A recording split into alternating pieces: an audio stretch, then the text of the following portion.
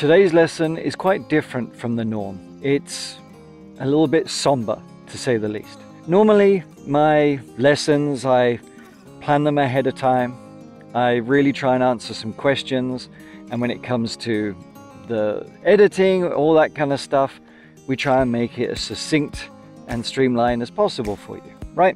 Today is a little bit different for one main reason, because a few days ago, I had to say goodbye to my more than beloved dog. He was only 4 years old, and for 2 years he had a terrible illness with autoimmune disease, neuropathy, allergies, dozens of other things that caused him to quite literally chew his toes and chew them off, despite the best efforts from some truly wonderful vets that became family, and with their 40+ years of experience, and with some of the best minds in the country when it came to this kind of issue, we couldn't find the problem to help Ozzy. Our little Ozzy, he was more than a family member. He was like a son. And to say I'm going to miss him is a big understatement. I needed him just as much as he needed me. But he taught us a lot of lessons, especially over the last 2 years where I was his carer with all the medications and things like this, but we couldn't win the battle in the end. And he's going to be missed. I'm missing him every single minute of every day. But enough about this little boy's ailments.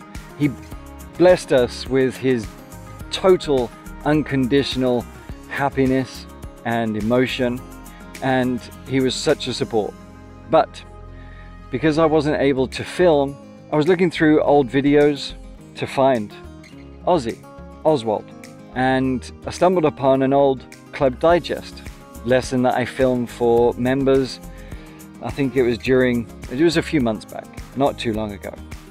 And Ozzy and Georgia actually played a little appearance, and he sat there the entire time. And so this lesson is filmed in the studio. It's a lot more casual. It's just me sort of talking to you. It's not overly planned. You'll get the gist.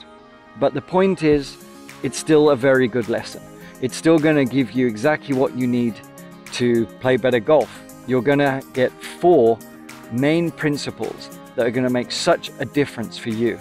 And when you understand the steps, and always in that order, every single golf shot you hit, whether it's good or bad, you're going to learn from, because you'll have the checklist of what you need to focus on. And when you do that, you will swing better, hit it better, be more consistent. I promise you. Ozzy promises you. He paid attention to every word of that lesson, and I hope you do too. So here's to the ones we lost, here's to the ones we love, and thank you for being here with me and allowing me to share this with you. And yeah, enjoy the lesson and enjoy Ozzy, because we did every single day of his life, and I'm gonna miss him.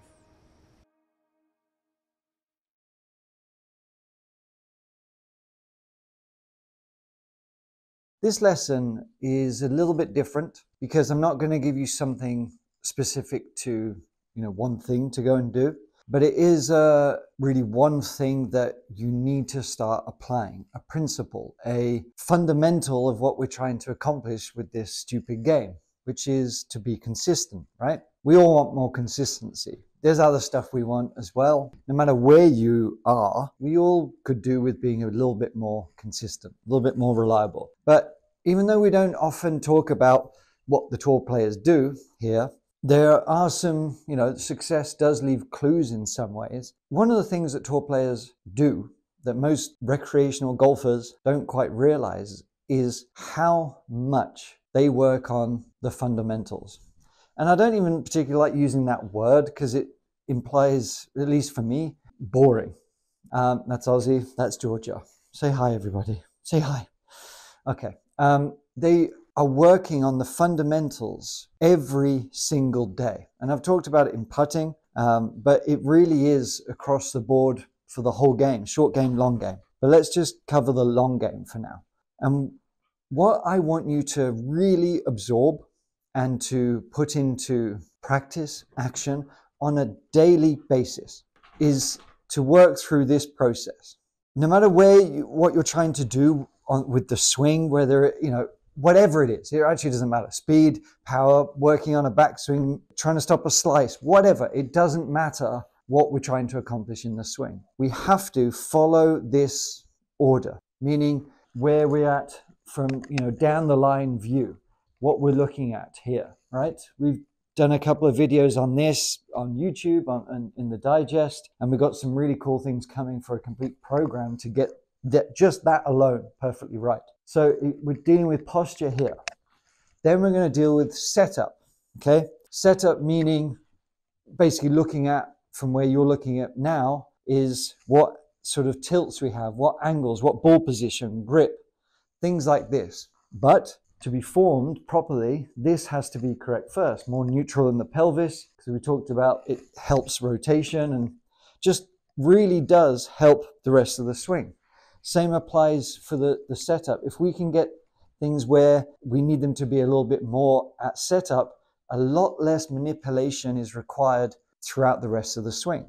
So it really is a precursor. It's something that has to happen. And when you get it right, you have to keep getting it right. Because a lot of times your swing faults will come from misalignment with, perhaps your hips are a bit too far back, or your setup, you're sticking your bum out too much, or your ball position is crept forward. All of these things create other compensations. So we deal with posture. We deal with setup. We then focus on pivot. You get out of it. Shift. We focus on pivot, which is basically the main sort of body movement, all right? And there's different ones depending on your swing type and various things, which, we can help you figure out exactly. But we're working on the pivot next, okay? That's the turn of your core, letting more rotation in the hips get behind you, all this kind of stuff, getting more range of motion, working on the pivot and the downswing, which is including pivot, like through the ball.